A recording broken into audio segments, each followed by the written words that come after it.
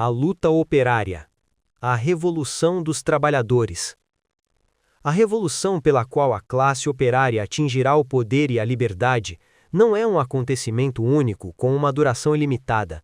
É um processo de organização, de autoeducação, no decurso do qual os trabalhadores encontrarão pouco a pouco, ora por uma progressão regular, ora por saltos, a força para vencer a burguesia, para destruir o capitalismo e construir um novo sistema de produção coletiva. Esse processo ocupará toda uma época histórica, da qual ignoramos a duração, mas na qual estamos seguramente à beira de entrar. Se bem que não possamos prever os detalhes do seu desenrolar, podemos, apesar disso, discutir desde já as condições e circunstâncias em que terá lugar. O combate em questão não pode comparar-se a uma guerra normal entre forças antagonistas do mesmo tipo. As forças dos trabalhadores parecem-se com um exército que se reagrupa durante a batalha. Elas devem crescer pela própria luta, não podem afirmar-se antes. Só podem pôr de frente objetivos parciais e atingir objetivos parciais. Se examinarmos a história, vemos desenvolver uma série de ações que parecem ser outras tantas falhas de tentativas de tomada de poder. Do cartismo à Comuna de Paris, passando por 1848, até as revoluções da Rússia e Alemanha de 1917, 1918. Mas há aí progressos numa mesma direção. Cada tentativa nova mostra um nível de consciência e de força mais elevado. A história do trabalho mostra-nos, por outro lado, que há, na luta incessante da classe operária, altos e baixos que correspondem, na sua maioria, às variações da prosperidade industrial. No começo do desenvolvimento industrial, cada crise trazia a miséria e movimentos de revolta. A Revolução de 1848, no continente, era a sequela de uma grande depressão econômica combinada com as más colheitas. A depressão industrial dos anos de 1867 originou um renovar da agitação política em Inglaterra. A grande crise dos anos de 1880, o desemprego enorme que se lhe seguiu, suscitaram ações de massas, a subida da social-democracia no continente e o novo sindicalismo em Inglaterra. Mas nos períodos de prosperidade industrial, como por exemplo entre 1850 e 1914, todo esse espírito de revolta desapareceu. Quando o capitalismo está florescente e estende o seu império em atividade febril, quando não há desemprego e quando as ações dos sindicatos são capazes de originar aumentos de salários, os trabalhadores não pensam em mudar o que quer que seja no sistema social. A classe capitalista, acumulando riquezas e poder, acredita-se capaz de tudo, avança sobre os trabalhadores e consegue impregná-los do seu espírito nacionalista. Formalmente, os trabalhadores podem ficar agarrados às velhas palavras de ordem revolucionárias, mas no seu subconsciente estão satisfeitos com o capitalismo. A sua visão das coisas está estreitada. É por isso que, ainda que o seu número aumente, o seu poder declina, até que uma nova crise os apanhe desprevenidos e os acorde de novo. Se o poder combativo adquirido anteriormente se esboroa na satisfação de uma prosperidade nova, a questão se põe em saber se a sociedade e a classe operária estarão algum dia suficientemente maduras para a revolução. Para responder a esta questão, é necessário examinar de mais presso o desenvolvimento do capitalismo. A alternância de prosperidade e depressão na indústria não é um simples movimento de pêndulo. Cada novo movimento foi sempre acompanhado de uma expansão. Depois de cada baixa, de cada crise, o capitalismo foi capaz de tornar a subir a encosta, estendendo seu domínio, seus mercados, o número de produtos e a importância de sua produção. Enquanto o capitalismo puder estender-se sempre mais longe sob o mundo e aumentar suas dimensões, pode oferecer empregos à massa da população. E enquanto puder fazer face à primeira exigência de todo o sistema de produção, proporcionar o necessário vital a todos seus membros, será capaz de se manter, porque nenhuma inexorável necessidade obrigará os trabalhadores a acabar com ele. Se ele puder continuar a prosperar, estendendo-se sempre mais longe, a revolução seria então tanto impossível quanto supérflua. Só restaria esperar por um desenvolvimento gradual da cultura que pudesse pôr termo às suas carências. Mas o capitalismo não é um sistema de produção normal e de modo nenhum um sistema estável. Os capitalistas da Europa e depois da América puderam fazer crescer sua produção com tal regularidade e rapidez porque estavam cercados por um vasto mundo não capitalista, possuindo apenas uma reduzida produção e sendo ao mesmo tempo fonte de matérias-primas e mercado para seus produtos. Essa separação entre um núcleo capitalista ativo e um todo à volta passivo, vivendo na sua dependência, era um estado de coisas artificial. O núcleo estendia-se e estende-se sem cessar. Sendo a essência da economia capitalista, o crescimento, a atividade, a expansão, qualquer parada significa a queda e a crise.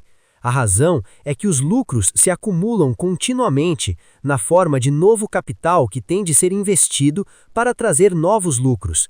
Assim, a massa do capital e a massa dos produtos crescem cada vez mais rápido e os mercados são procurados cada vez mais febrilmente. Assim, o capitalismo é uma grande força revolucionária que transforma por toda a parte as velhas condições e modifica o aspecto da terra. Aos milhões, novos indivíduos, populações inteiras que durante séculos viviam por si mesmas e sem mudanças notáveis, unicamente de sua produção familiar, veem-se envolvidos pelo turbilhão do comércio mundial. O próprio capitalismo, a exploração industrial, introduzem-se nesses países e depressa os antigos clientes se tornam concorrentes. No século XIX, vindo da Inglaterra, o capitalismo instalou-se na França, na Alemanha, na América, no Japão, depois invade no século XX os vastos territórios da Ásia.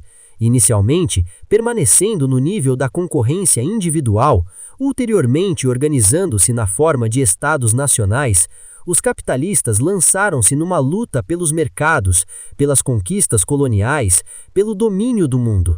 Assim vão sempre em frente, revolucionando domínios cada vez mais amplos. Mas a Terra não passa de uma esfera cuja superfície é limitada. A descoberta das dimensões finitas do globo acompanhou a subida do capitalismo há 4 séculos. A tomada de consideração dos limites dessas dimensões mostra que o capitalismo tem um fim. A população a escravizar é limitada. Uma vez que tenha feito entrar debaixo de seu domínio as centenas de milhões de pessoas que vivem nas planícies férteis da China e da Índia, o trabalho essencial do capitalismo estará realizado. Então, não haverá mais grandes massas humanas a subjugar. Certamente restarão enormes regiões selvagens, onde desenvolver as culturas, mas a sua exploração exigirá a cooperação consciente da humanidade organizada. Os métodos de rapina grosseiros do capitalismo, a violação da terra, que destrói sua fertilidade, não poderão absolutamente ser empregados nesse caso. Assim, a expansão do capital será ela mesma posta em xeque, não como se um obstáculo se levantasse subitamente diante dela, mas pouco a pouco, pela dificuldade de vencer seus produtos e investir o capital. Então, o ritmo de desenvolvimento baixará e a produção diminuirá. O desemprego tornará-se uma doença insidiosa. Então, a luta entre capitalistas pela dominação do mundo se tornará mais encarniçada, com a perspectiva de novas guerras mundiais. Não podemos deixar de duvidar do facto de que uma expansão ilimitada do capitalismo, oferecendo possibilidades de vida duradouras a toda a população, esteja excluída pelo caráter económico intrínseco desse sistema. O momento virá em que todos os males das depressões, as calamidades do desemprego, os terrores da guerra se acentuarão cada vez mais. Então, a classe operária, se ainda não estiver revoltada, deve sublevar-se e combater. Então, os trabalhadores deverão escolher entre sucumbir passivamente ou bater-se ativamente para alcançar a sua liberdade. Então, deverão assumir a tarefa de criar um mundo melhor a partir do caos engendrado pelo capitalismo em plena decrepitude. E eles bater-se-ão? A história humana é uma série incessante de combates, e Clausewitz, o teórico de guerra alemão, tirava da história a conclusão de que no mais íntimo de si mesmo o homem é um ser guerreiro. Mas outros, tão céticos quanto ardentes revolucionários, vendo a timidez, a submissão, a indiferença das massas, desesperam muitas vezes quanto ao futuro. É preciso examinarmos de uma maneira mais aprofundada o impacto de todas as forças psicológicas. O impulso dominante e mais profundo no homem é, como para todos os seres vivos, o instinto de conservação. Esse instinto obriga a defender a própria vida com todas as forças. O medo e a submissão são assim o efeito desse instinto quando, frente a senhores todo-poderosos, são as melhores hipóteses de conservação. De todas as diversas aptidões do homem, são essas as melhor adaptadas para conservar a vida nas circunstâncias do momento que prevalecerão e se desenvolverão. Na vida cotidiana, no regime capitalista, é impossível e mesmo perigoso para um trabalhador conservar os seus sentimentos de independência e de orgulho. Quanto mais os reprimir e obedecer em silêncio, menos dificuldades encontrará para achar e conservar um emprego. A moral ensinada pelos padres da classe dominante reforça esta disposição. E só alguns espíritos independentes aceitam o desafio e estão prontos a enfrentar as dificuldades que daí resultam. Mas em período de crise e de perigo, toda essa submissão, toda essa virtude, não tem qualquer utilidade para a preservação da vida. Somente o combate pode consegui-lo. E então eles cedem lugar aos opostos, a revolta e a coragem. Os mais audazes dão o exemplo, e os tímidos descobrem com surpresa de que atos de heroísmo são capazes. A confiança e o ardor despertam neles, e crescem porque só do seu desenvolvimento dependem as hipóteses de vida e de felicidade. E, imediatamente, por instinto e por experiência, eles sabem que só a colaboração e unidade podem dar forças às massas. Quando então compreendem que forças existem neles e nos seus camaradas, quando sentem a felicidade e o orgulho do despertar do respeito por si mesmos e do devotamento fraternal, quando veem despontar a imagem de uma sociedade nova que ajudam a construir, o entusiasmo e ardor tornam-se uma força irresistível. Então a classe operária começa a estar madura para a revolução. Então o capitalismo começa a estar maduro para o afundamento. Assim, uma humanidade nova está prestes a nascer. Os historiadores se espantam muitas vezes quando veem as rápidas mudanças que intervêm no caráter das pessoas em período revolucionário. Isso parece ter algo de milagroso, mas simplesmente mostra quantos traços estão nelas escondidos, reprimidos porque não têm nenhuma utilidade. E ressurgem então, temporariamente talvez, mas se a situação continua a exigi-lo, tornam-se as qualidades dominantes, transformando o homem, tornando-o apto para fazer frente às novas circunstâncias e às novas necessidades. A primeira metamorfose, a mais importante, exprime-se pelo desenvolvimento do sentimento comunitário. As suas primeiras manifestações aparecem no capitalismo como consequência do trabalho comum e da luta comum. É reforçado pela tomada de consciência, extraída da experiência, de que o trabalhador isolado é impotente contra o capital e somente uma solidariedade efetiva pode garantir condições de vida suportáveis. Quando a luta se torna mais áspera e mais importante e se alarga numa luta pelo domínio sobre o trabalho e sociedade, uma luta que dependem a vida e o amanhã, a solidariedade deve estender-se, dar origem a uma unidade generalizada e indissolúvel. O novo sentimento comunitário, penetrando por toda a parte da classe operária, suplanta o velho egoísmo do mundo capitalista. Isto não é inteiramente novo. Nos tempos primitivos, predominava na tribo o sentimento comunitário, o das formas simples comunistas do trabalho. O homem estava inteiramente ligado à tribo, separado dela não era nada. Em todos os seus atos, o indivíduo não contava comparado com a prosperidade e a honra da comunidade. O homem primitivo era um com a tribo, estava ligado a ela por relações complexas, inexoráveis e não era ainda uma pessoa reconhecida. Quando seguida os homens se separaram e se transformaram em pequenos produtores independentes, o sentimento comunitário apagou-se para dar lugar a um individualismo que fazia da própria pessoa o centro de todo o interesse e de todos os sentimentos. Durante longos séculos que marcaram a ascensão da burguesia, da produção mercantil e do capitalismo, o individualismo despertou, e essa nova característica afirmou-se cada vez mais solidamente. É uma aquisição que não pode mais ser contestada. Seguramente, isso não impede que o homem, no sistema capitalista, seja um ser social. A sociedade comanda e, em momentos críticos, por exemplo, revoluções e guerras, o sentimento comunitário impõe-se temporariamente como um dever excepcional. Mas em período normal, esse sentimento é reprimido e submergido pela quimera orgulhosa da independência do indivíduo. Aquilo que se desenvolve na classe operária não é a transformação inversa, como aliás a modificação das condições de vida não é um regresso às formas do passado. É a transformação do individualismo e do sentimento comunitário em uma unidade superior. É a subordinação consciente de todas as forças do indivíduo ao serviço da comunidade. Ao gerar poderosas forças produtivas, os trabalhadores, como os seus senhores todo-poderosos de hoje, desenvolvem a sua personalidade a um nível ainda desigual. Desde que toma consciência da relação que existe entre o sentimento de personalidade e a sociedade, o homem, unificando este com o sentimento social infinito que o anima, atinge uma nova percepção de vida que se apoia na compreensão do facto de que a sociedade é a fonte do homem inteiro. O sentimento comunitário é, desde sempre, a força principal necessária para o progresso da revolução. Esse progresso encarna no desenvolvimento da solidariedade, das relações mútuas entre trabalhadores, na sua unidade. A organização e poder crescente são caracteres novos que se forjam durante a luta. Correspondem a uma transformação do ser no mais íntimo de si mesmo, a uma nova moralidade. O que os comentadores dizem da guerra ordinária, quer dizer que as forças morais aí têm um papel predominante, é também verdadeiro para a guerra de classes. O que aí se visa é de outro modo importante.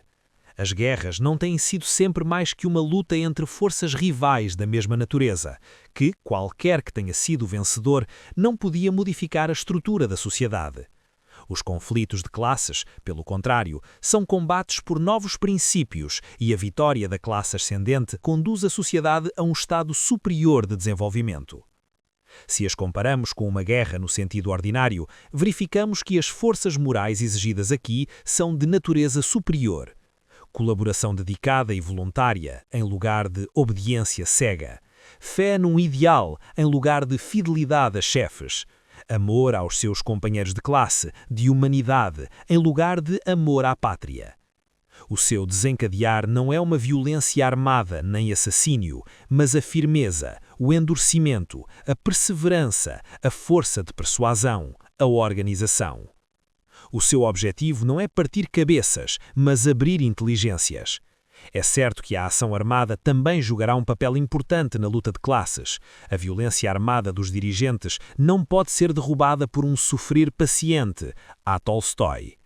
Ela deve ser vencida pela força, mas por uma força animada por uma profunda convicção moral. Houve guerras que tiveram um pouco esse caráter, guerras que eram uma espécie de revolução, ou parte de uma revolução, por ocasião das lutas pela liberdade travadas pela burguesia.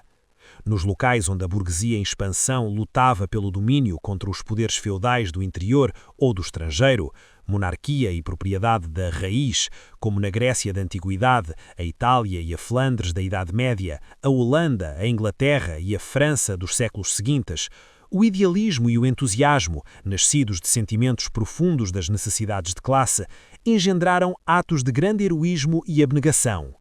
Esses episódios, tais como os que encontramos na Revolução Francesa ou na libertação da Itália pelos partidários de Garibaldi, contam-se entre as mais belas páginas da história humana. Os historiadores glorificaram-nas e os poetas cantaram-nas como épocas de grandeza que jamais terminariam.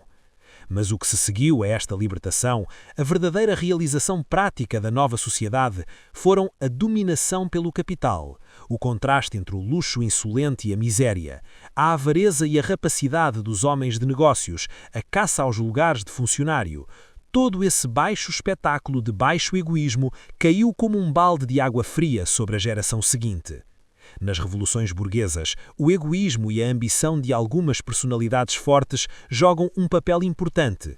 Regra geral, os idealistas são sacrificados e são os mais vis que alcançam a riqueza e o poder. Na burguesia, cada um deve tentar elevar-se caminhando sobre os outros.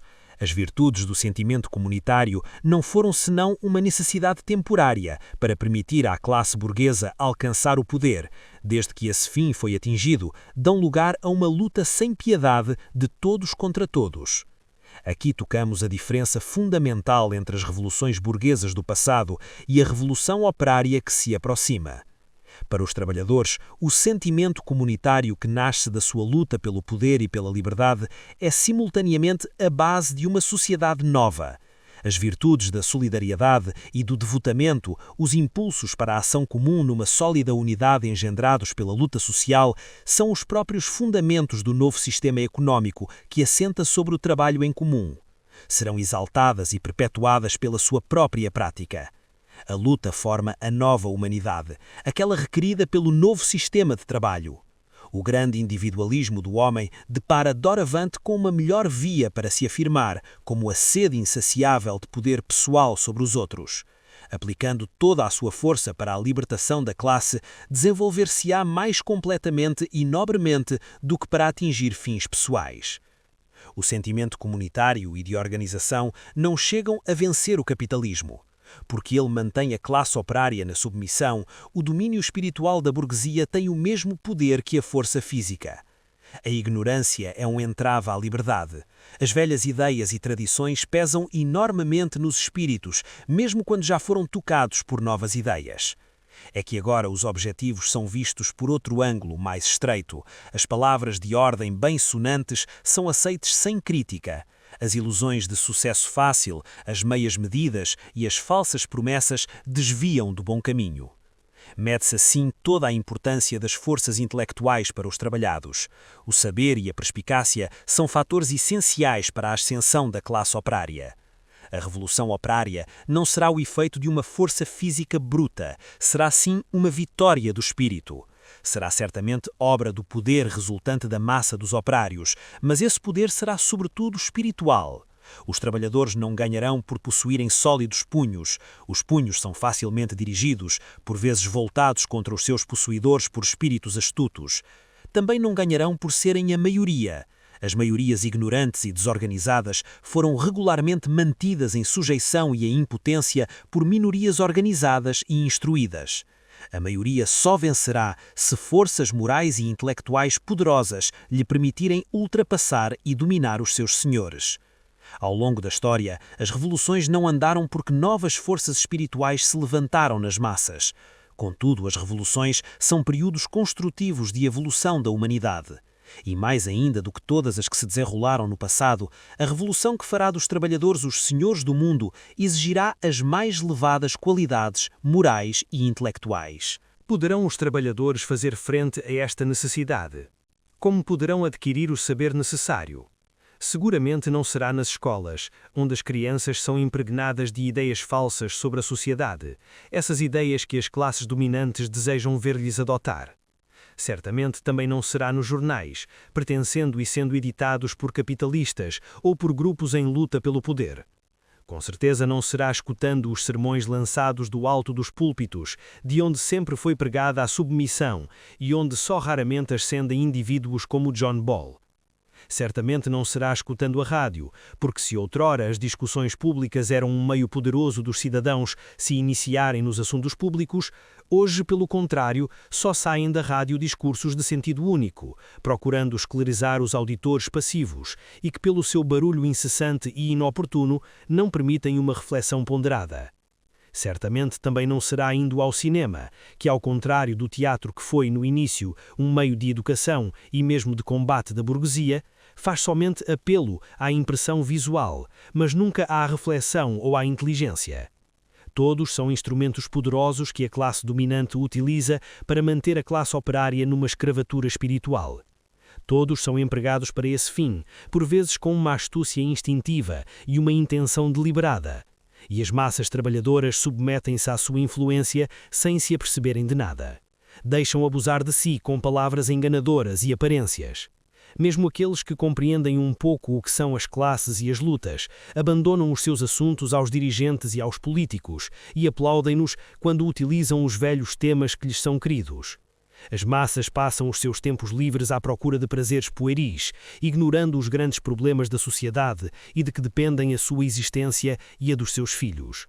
Não será um problema insolúvel esse do desencadear e do sucesso da revolução operária quando a sagacidade dos dirigentes e a indiferença dos dirigidos impedem todo e qualquer desenvolvimento das condições espirituais necessárias.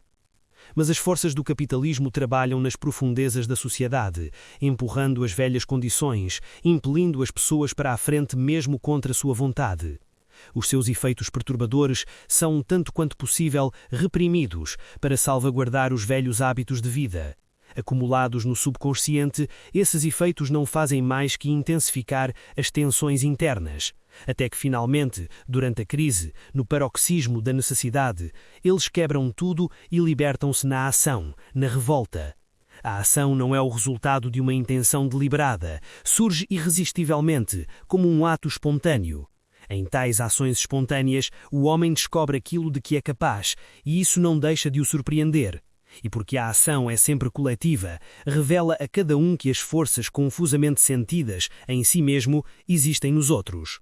A confiança e a coragem despertam com a descoberta desta grande força de classe, que é a vontade comum. Apoderam-se de massas cada vez mais importantes, sacodem-nas e arrastam-nas. A ação estala espontaneamente, imposta pelo próprio capitalismo aos trabalhadores, que não a desejam. Ela não é o resultado, mas o ponto de partida do seu desenvolvimento espiritual. Uma vez começada a luta, os trabalhadores devem continuar a atacar e defender-se. Devem utilizar no máximo as suas forças. A indiferença desaparece. Ela era apenas uma forma de resistência a necessidades que se sentiam incapazes de dominar. Um período de esforços intelectuais intensos aparece. Ao opor-se às forças imensas do capitalismo, os trabalhadores compreendem que não podem esperar vencer, a não ser pelo preço de esforços cada vez maiores e utilizando todas as suas reservas de energia. O que aparecia apenas sob a forma de vagos indícios no decorrer das lutas ordinárias, desabrocha largamente. Toda a força que dormia no seio das massas desperta e põe-se em movimento. É o trabalho criador da revolução. A necessidade de uma sólida unidade está agora bem presente nas suas consciências. A necessidade do saber faz-se agora sentir a todo momento. Toda parcela de ignorância, toda ilusão sobre o caráter e as forças do inimigo, a incapacidade para refutar os seus argumentos e as suas calúnias, pagam-se com a derrota e o revés. Um desejo ardente surge dos impulsos profundos do ser, obrigando os trabalhadores a fazer funcionar o cérebro. As novas esperanças, as novas visões do amanhã animam o espírito, transformam-no numa força ativa e viva, que não se poupa a trabalhos na procura de trudade, na aquisição de conhecimento. Onde encontrarão os trabalhadores o saber de que têm necessidade? As fontes são numerosas, toda uma literatura científica, de livros e brochuras, explicando os factos fundamentais e as teorias da sociedade e do trabalho, existe já, e outras seguirão. Mas essas obras apresentam a maior diversidade de opiniões sobre o que deve ser feito, e os próprios trabalhadores devem escolher e distinguir o que é verdadeiro e justo. Devem utilizar o seu próprio cérebro, refletir de uma maneira profunda, discutir seriamente. Porque terão sem cessar que fazer frente a novos problemas, problemas que os velhos livros não dão qualquer solução. Neles só encontrarão um conhecimento geral da sociedade e do capital. Apresentam os princípios e teorias tirados das experiências anteriores. O nosso trabalho é procurar a sua aplicação a situações que se renovam sem cessar. Esta compreensão necessária não pode resultar da instrução de uma massa ignorante por sábios professores, do rechear de crânios de alunos passivos. Só pode ser adquirida pela autoeducação, pela esta atividade intensa que anima os cérebros de um vivo desejo de compreender o mundo. A tarefa da classe operária seria bem fácil se apenas consistisse em receber a verdade estabelecida por aqueles que a conhecem. Mas a verdade de que os operários têm necessidade não existe em lugar nenhum do mundo, a não ser neles próprios. Ela tem de ser desenvolvida neles e por eles próprios. O que está escrito neste livro não pretende ser uma verdade definitiva para ser aprendida de cor. Não é mais do que um sistema de ideias, elaborado a partir de uma experiência da sociedade e do movimento operário e das reflexões críticas que ela inspira, e editado para levar outras pessoas a refletir e a discutir os problemas do trabalho e a sua organização. Há centenas de pensadores capazes de apresentar novos pontos de vista. Há milhares de trabalhadores inteligentes que, uma vez que tenham examinado estes problemas, serão capazes de tirar do seu próprio conhecimento uma melhor concepção, mais detalhada, da organização da sua luta e do seu trabalho.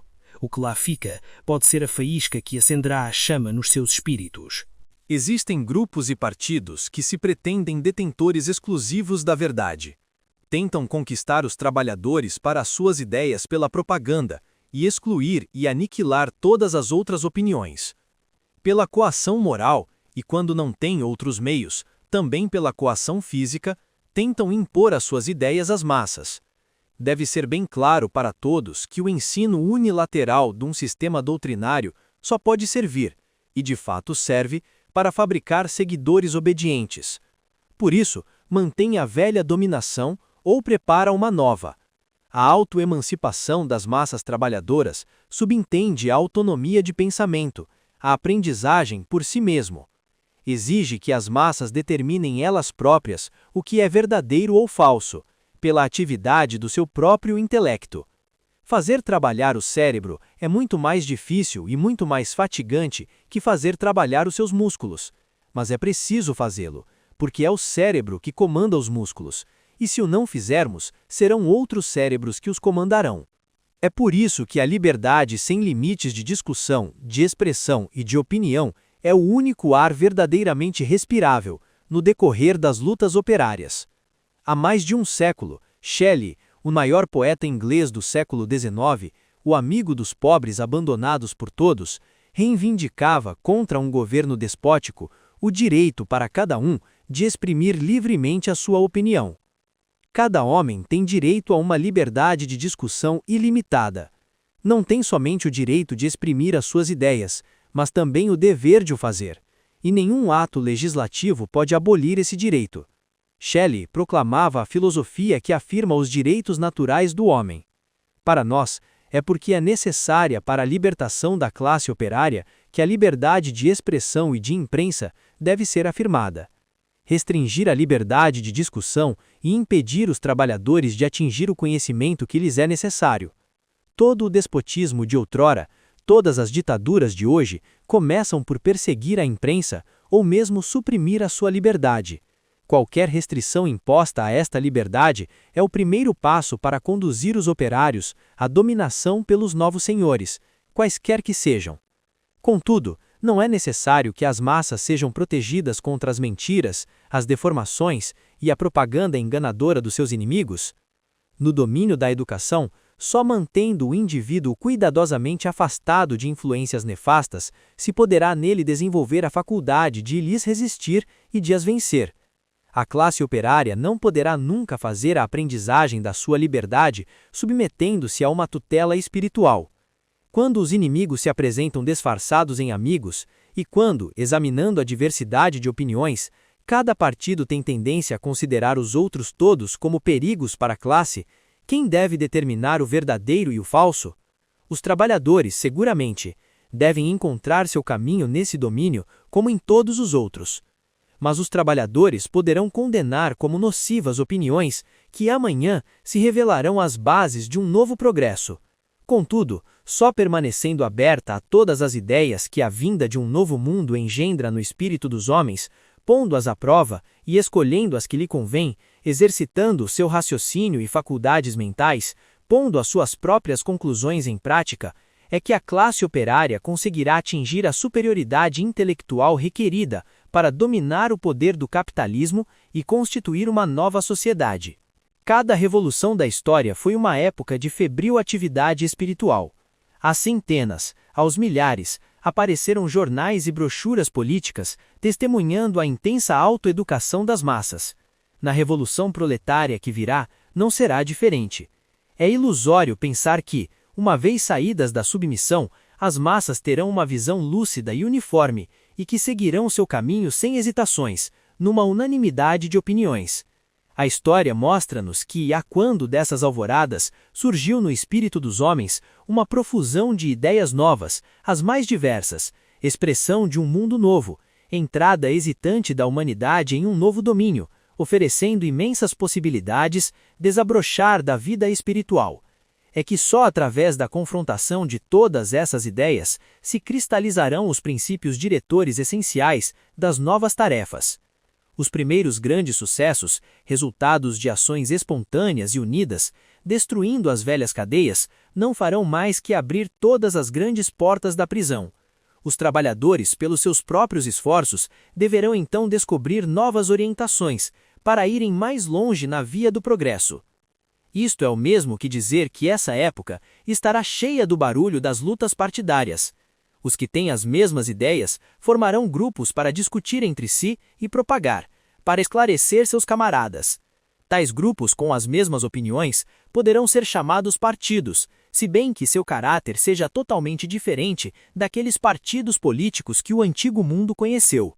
Sob o regime parlamentar, os partidos políticos são os órgãos representantes de interesses de classes diferentes ou opostos. No movimento da classe operária, apresentavam-se como organizações tomando a direção da classe, agindo como seus porta-vozes e seus representantes, e aspirando a guiá-la e dominá-la. A nova função dos partidos estará antes limitada à luta espiritual. A classe operária não tem necessidade deles para a sua ação prática. Ela terá criado seus novos órgãos para a ação, os conselhos. Na organização da fábrica, a organização em conselhos será a totalidade dos operários que agirá e que deverá decidir o que haverá de fazer. Nas assembleias e nos conselhos, as diferentes opiniões serão expostas e defendidas, e da controvérsia deverá sair a decisão e ação unânime. A unidade do fim só poderá ser atingida pela discussão de pontos divergentes.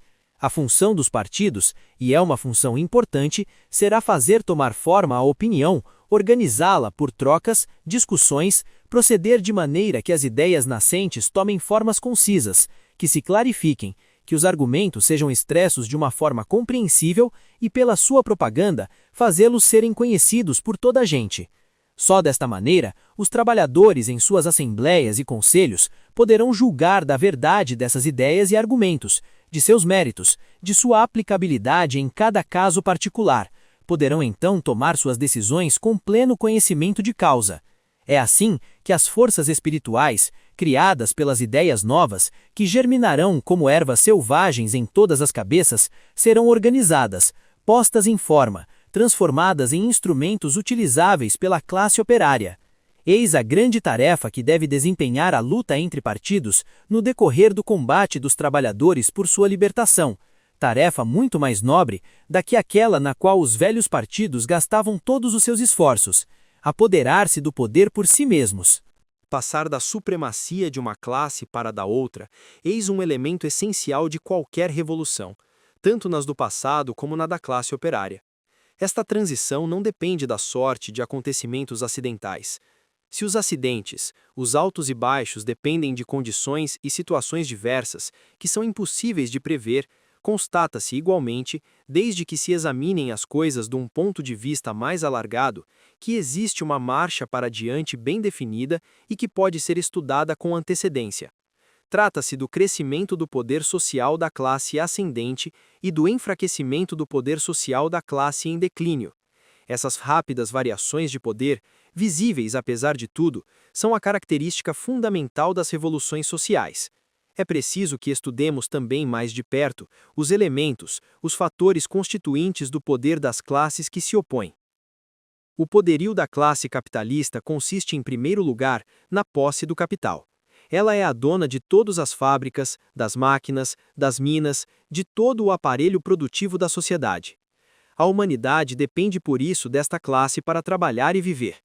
Com o seu dinheiro e poder que este lhe confere, pode não somente comprar os servidores para seu uso pessoal, mas, quando é ameaçada, estipendiar um número ilimitado de homens, jovens e robustos, para defender o seu domínio, organizando-os em grupos bem armados e assegurando-lhes uma posição social. Pode também, fornecendo-lhes lugares de honra e bons salários, comprar artistas, escritores e intelectuais, não só para divertir e servir os senhores do momento, mas também para cantar os seus louvores, para celebrar a sua autoridade e, pela astúcia e também pelo saber, defender o seu domínio de toda crítica. Mas o poderio espiritual da classe capitalista tem raízes mais profundas que a possibilidade de comprar inteligências.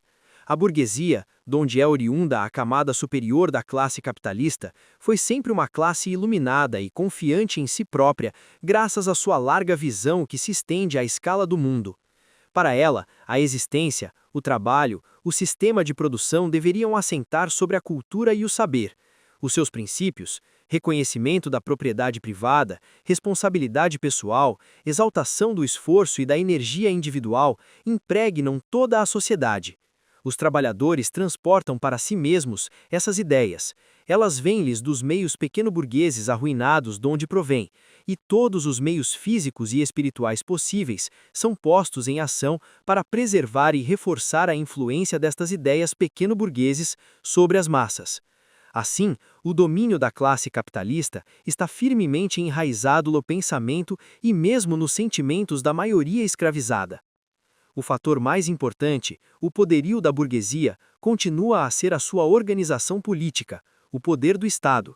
Somente uma sólida organização pode permitir a uma minoria governar a maioria. a unicidade e a continuidade dos fins e a vontade do governo central, a disciplina da burocracia de funcionários, que enerva toda a sociedade, como o sistema nervoso se ramifica em todo o corpo e que é animada e dirigida por um mesmo estado e espírito, a possibilidade de dispor de uma força armada sempre que é necessário, tais são os meios que permitem a esta minoria assegurar o domínio incontestável sobre a população. A solidez da fortaleza exalta ao máximo as forças físicas da guarnição e cria um poder indomável que reina sobre uma região inteira. O mesmo acontece com o poder do Estado. Consolida as forças físicas e espirituais da classe dominante e cria uma fortaleza inatacável. O respeito que os cidadãos têm pelas autoridades, respeito que provém do sentimento de que a existência de autoridades é uma necessidade, e a influência de tradições e da educação, asseguram normalmente a marcha sem atropelos do aparelho. Se o descontentamento levasse a população à revolta, que poderia fazer desarmada e sem organização contra as forças armadas, bem organizadas e disciplinadas do governo? Com o desenvolvimento do capitalismo, o poderio de uma classe burguesa numericamente importante encontra-se concentrado nas mãos de um número cada vez menor de grandes capitalistas. O Estado concentra-se, aumenta seu poder e, estendendo cada vez mais suas funções, acrescenta sempre sua influência sobre a sociedade. Que pode a classe operária opor a estas formidáveis forças? Cada vez mais a classe operária constitui a parte maior da sociedade, sobretudo nos países ditos avançados. Está concentrada em empresas industriais gigantes. Todas as máquinas, todo o aparelho produtivo da sociedade está nas mãos deles, não juridicamente de fato, mas literalmente, na prática. É verdade que os capitalistas são os senhores e os proprietários, mas nada podem fazer além de comandar. Se a classe operária não fizer caso de suas ordens, não podem fazer trabalhar as máquinas. Os operários, esses podem. Os operários são os senhores diretos e reais das máquinas. Quer estejam obedecendo a ordens ou decidindo por si próprios, podem fazê-las funcionar ou pará-las. Eles são os que desempenham a função econômica mais importante. Toda a sociedade assenta sobre o trabalho deles. Esta força de origem econômica fica adormecida tanto tempo quanto os trabalhadores forem subjugados pelas ideias burguesas. É a consciência de classe que faz uma força efetiva. Pela prática de vida e do trabalho, os trabalhadores descobrem que formam uma classe muito particular, explorada pelo capitalismo, que eles devem combater para se libertarem eles próprios da exploração. Sua luta obriga-os a entender a estrutura do sistema econômico, a conhecer o que é a sociedade. Malgrado todas as propagandas contrárias, este novo conhecimento tirará das suas cabeças as ideias burguesas tradicionais, porque se enraiza na verdade, na realidade vivida cotidianamente, enquanto que as velhas ideias exprimem as realidades passadas de um mundo acabado. É pela organização que as forças econômicas e espirituais se transformarão em poder ativo. A organização liga todas as vontades diferentes em uma unidade de fim e reúne as forças isoladas em poderosa unidade de ação. As suas formas externas podem se modificar e diversificar segundo as circunstâncias, mas tira a sua essência, o seu novo caráter moral, da solidariedade, do firme sentimento comunitário, do devotamento, do espírito de sacrifício, da autodisciplina. A organização é o princípio vital da classe operária, a condição de sua emancipação. Uma minoria, governando graças a uma forte organização, não poderá ser vencida, e não será certamente, a não ser pela organização da maioria. Assim se erguem, frente a frente, os elementos constitutivos do poderio das classes antagónicas. Os elementos do poderio da burguesia aí estão, imensos e temíveis, porque são forças que existem e dominam, enquanto que os do poder da classe operária, à partida insignificantes, devem desenvolver-se com o impulso de uma vida nova. A classe operária cresce em número e em importância económica pela mesma razão que o capitalismo se desenvolve, mas outros fatores de poder, tais como a clarividência e a organização, dependem dos esforços dos próprios trabalhadores. São esses fatores que determinam a eficácia na luta e, por consequência, eles são os resultados dessa mesma luta. Todo revés obriga, com efeito, as células cinzentas e os cérebros a procurar remédio. Todo o sucesso enche os corações de uma confiança plena de ardor. O despertar da consciência de classe, um conhecimento mais profundo da sociedade e do seu desenvolvimento acarretam a libertação da escravatura espiritual, o fim da passividade, a abertura às forças intelectuais, a ascensão das massas a uma verdadeira humanidade. A união para um combate comum é já, fundamentalmente, uma libertação social. Os trabalhadores, escravizados pelo capital, reencontram a sua liberdade de ação. Da submissão acordam para a independência, coletivamente, por essa união organizada que desafia o poder dos seus senhores. Progredir para a classe operária é fazer avançar os fatores do seu poder. O que pode ser ganho como melhoria das condições de trabalho e de vida depende da força que os trabalhadores adquiriram. Se esta força declina, mesmo relativamente, seja em relação à do capitalismo, seja em consequência de uma clarividência e de esforços insuficientes ou de mudanças sociais inevitáveis, as condições de trabalho dos operários sofrerão. Só há um critério para julgar qualquer forma de ação: tática, método de luta ou forma de organização. Aumentam ou não o poder dos trabalhadores. Na situação presente, sem dúvida, mas também, e é o essencial, com vista ao futuro, para atingir o fim supremo, a destruição do capitalismo.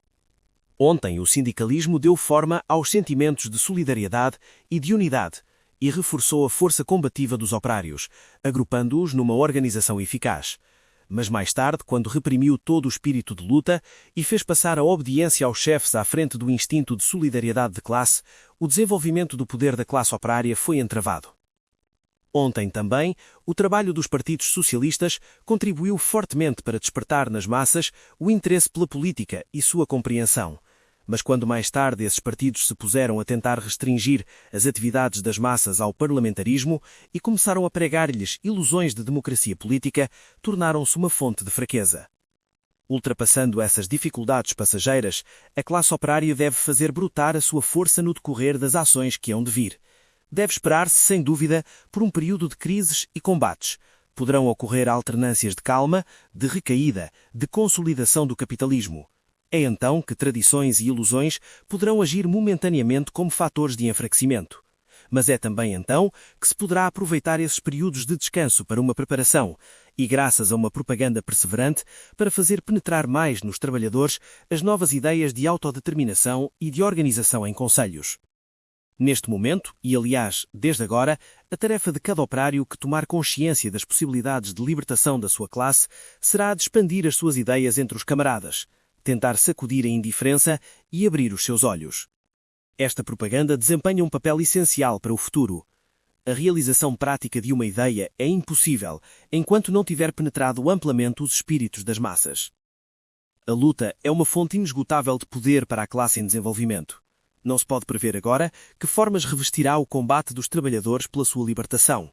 Conforme as épocas e os lugares, poderá tomar a forma de guerra civil encarniçada, forma que as revoluções de outrora, onde era necessário forçar a decisão, conheceram frequentemente. Poderia-se pensar que os trabalhadores não teriam em tal caso qualquer possibilidade, porque os governos e capitalistas podem recrutar exércitos em número ilimitado, graças ao seu dinheiro e autoridade.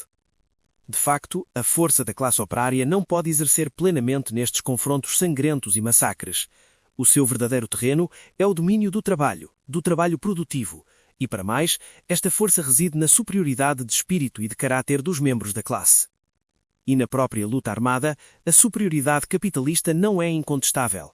A produção de armas está nas mãos dos trabalhadores. A ação das tropas mercenárias depende do seu trabalho. Se estas tropas forem em número limitado e se toda a classe operária, unida e sem temor, se erguer contra elas, elas serão reduzidas à impotência e submersidas pelo número. Se, pelo contrário, estas tropas forem numerosas, compreenderão necessariamente trabalhadores acessíveis ao apelo de solidariedade de classe. A classe operária deve encontrar e desenvolver as formas de luta adaptadas às suas necessidades. Lutar pressupõe que ela siga a via que escolheu livremente, guiada pelos seus interesses de classe, independente dos seus antigos mestres, portanto oposto a eles. As suas faculdades criativas afirmam-se na luta, através da descoberta das vias e meios. Outrora, as formas de luta da classe operária tinham surgido espontaneamente da sua prática e da sua imaginação. Greve, voto, manifestação de rua, meeting de massa, panfleto, greve política. Eis alguns exemplos. O mesmo acontecerá no futuro. As ações, quaisquer que sejam as formas assumidas, terão sempre as mesmas características, o mesmo fim, o mesmo efeito: acrescentar os elementos próprios do poder da classe, enfraquecer e destruir as forças do inimigo. Julgar pela experiência, são as greves políticas das massas que têm as mais fortes consequências. No futuro poderiam ser ainda mais eficazes.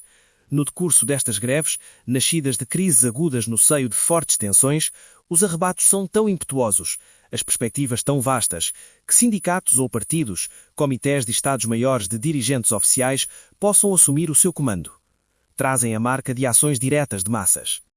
Os trabalhadores não entram em greve individualmente, mas por fábrica, enquanto pessoal que decide coletivamente a ação. Formam-se imediatamente comitês de greve, que agrupam os delegados de todas as empresas e apresentam já características dos conselhos operários. Devem realizar a unidade em ação e, tanto quanto possível, a unidade em ideias e métodos, assegurando a interação contínua entre os impulsos da luta no seio das assembleias de fábrica e as discussões nos conselhos. Assim, os trabalhadores criam os seus próprios órgãos, opondo-se aos órgãos da classe dominante. Tal greve política é uma espécie de revolta, ainda que sob forma legal, dirigida contra o governo. Tenta, ao paralisar a produção e as trocas, exercer uma pressão tal que o governo seja obrigado a ceder às reivindicações dos trabalhadores. Por seu lado, o governo, recorrendo às medidas políticas de interdição das reuniões, de suspensão da liberdade de imprensa, de mobilização das forças armadas, isto é, transformando a sua autoridade legal numa força arbitrária, mas bem real, tenta quebrar a determinação dos grevistas. Nisso é ajudado pela própria classe dominante que, graças ao seu monopólio da imprensa, faz a opinião pública e tenta, através de uma propaganda intensa à base de calúnias, isolar-os e desencorajar os grevistas. A classe dominante consegue também recrutar voluntários, não somente para manter um mínimo de atividade nas trocas e nos serviços públicos, mas também para formar bandos armados que aterrorizam os trabalhadores e procuram levar a greve para o terreno da guerra civil, forma que melhor convém à burguesia. A greve não pode durar indefinidamente e uma das partes, a que possui mais fraca coesão interna, tem de ceder. As ações de massas e as greves universais são a luta de duas classes, de duas organizações, que, apoiando-se cada uma na sua própria coesão, procuram que a outra dobre e, finalmente, quebre. Isto não pode fazer-se no decurso de uma única ação. É preciso uma sucessão de lutas, toda uma época de revolução social. Porque cada uma das classes antagônicas dispõe de recursos profundos, que constituem a base do seu poder e que lhes permite refazer-se depois de um revés. Os trabalhadores podem ser desencorajados e vencidos num dado momento, as suas organizações podem ser destruídas, os seus direitos abolidos, mas as forças sempre em movimento do capitalismo, as suas próprias forças internas e a sua vontade de viver, erguê-los-ão uma vez mais. O capitalismo, por sua vez, também não pode ser destruído de um só golpe, mesmo se a sua fortaleza, o Estado e o seu poder for sacudida e demolida, a classe capitalista dispõe ainda de todo o peso das suas forças físicas e espirituais. A história é pródiga de exemplos de governos totalmente desamparados, mesmo abatidos pela guerra e pela revolução, que foram repostos no lugar pelo poder econômico da burguesia, seu dinheiro, suas capacidades intelectuais, sua paciente habilidade, sua consciência de classe, que se encarna num ardente sentimento nacional.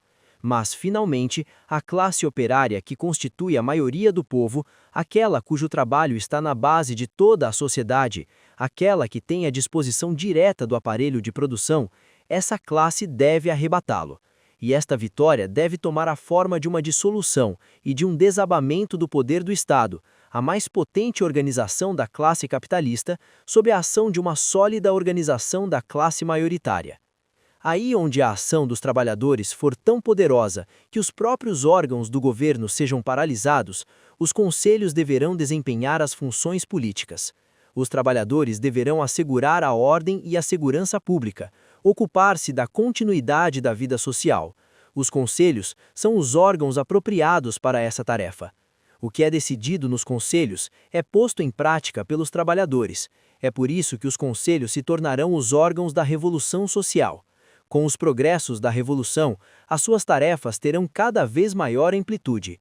Enquanto durar a luta das classes pela supremacia, tentando cada uma, graças à solidez da sua organização, quebrar a da outra, a sociedade deve continuar a viver.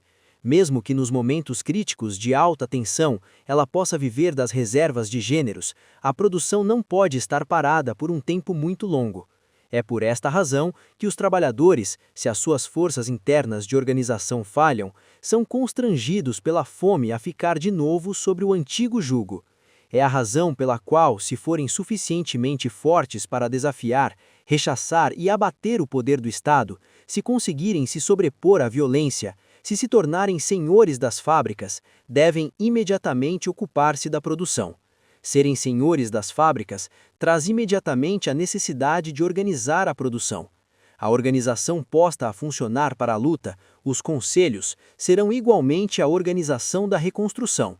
Disse dos judeus da antiguidade que construiriam os muros de Jerusalém, que lutaram com a espada numa mão e a pá na outra. Aqui, a espada e a pá serão uma só. Construir a organização da produção é pôr em marcha a arma mais poderosa, pode-se mesmo dizer a única verdadeira arma para destruir o capitalismo. Por toda a parte onde os trabalhadores abriram o seu caminho nas fábricas e se apoderaram das máquinas, devem imediatamente começar a organizar o trabalho. Aí onde a direção capitalista desapareceu, perdeu toda a audiência e poder, os trabalhadores reconstruirão a produção sob novas bases. Pela sua ação prática, estabelecerão um novo direito, a nova lei. Não poderão esperar que a luta tenha completamente terminado por toda parte, em todos os domínios. A nova ordem deverá nascer de baixo, partir das fábricas, trabalho e luta misturados. Simultaneamente, os órgãos do capitalismo e do governo definharão até se tornarem coisas completamente supérfluas e estranhas à nova ordem. Poderão ainda fazer mal, mas não terão mais perdido essa autoridade que se revestem as instituições úteis e necessárias. Então, os papéis serão invertidos. É uma evidência que se imporá cada vez mais a todos. A classe operária e os seus órgãos, os conselhos, formam o poder que determina a ordem, porque a vida e prosperidade de toda a população inteira dependem do seu trabalho e da sua organização. As medidas e os regulamentos decididos nos conselhos, executados e seguidos pelos trabalhadores, serão respeitados e reconhecidos como emanados de uma autoridade legítima. Ao contrário, os velhos organismos governamentais enfraquecerão para se tornarem forças externas que tentarão simplesmente impedir a estabilização da nova ordem. Os bandos armados da burguesia, mesmo que ainda se mantenham poderosos, tomarão cada vez mais o caráter de perturbadores ilegais, de destruidores nocivos no mundo de trabalho em plena ascensão. Causadores de agitação acabarão por ser submetidos e desouvidos. Eis tanto quanto nos é possível prevê-lo neste momento, a maneira como o poder do Estado desaparecerá com o desaparecimento do próprio capitalismo. Outrora, predominavam ideias diferentes sobre a futura revolução social. Pensava-se que a classe operária deveria primeiramente conquistar o poder político, alcançando através de eleições a maioria no parlamento, eventualmente com a ajuda de lutas armadas ou de greves políticas. O novo governo, que daí resultaria, composto de porta-vozes, de chefes e políticos, teria por decreto estabelecido um novo direito, expropriado a classe capitalista e organizado a produção. Os próprios trabalhadores teriam apenas de fazer metade do trabalho, a parte menos essencial, o trabalho real, a reconstrução da sociedade, a organização do trabalho, teria sido feita pelos políticos e burocratas socialistas. Essa concepção é a imagem da fraqueza da classe operária daquela época. Pobre, miserável, sem poder econômico, era-lhe necessário ser levada à terra prometida da abundância por outros, por chefes capazes, por um governo cheio de boas intenções. E, bem entendido, assim continuaria na sujeição, porque a liberdade não se dá, conquista-se. Essa ilusão fácil foi dissipada pelo crescimento do capitalismo. Hoje, os trabalhadores devem compreender que só desenvolvendo ao máximo grau seu próprio poder, poderão esperar conquistar a sua liberdade. devem compreender que a dominação política, o domínio da sociedade, devem estar fundamentados no poder econômico, no domínio do trabalho. A conquista do poder político pelos trabalhadores, a abolição do capitalismo, o estabelecimento do novo direito, a apropriação das empresas, a reconstrução da sociedade, a construção de um novo sistema de produção, não são elementos sequenciais e distintos, são simultâneos, coexistem no desenrolar de um mesmo processo, de uma grande revolução social, a organização do trabalho pela humanidade trabalhante.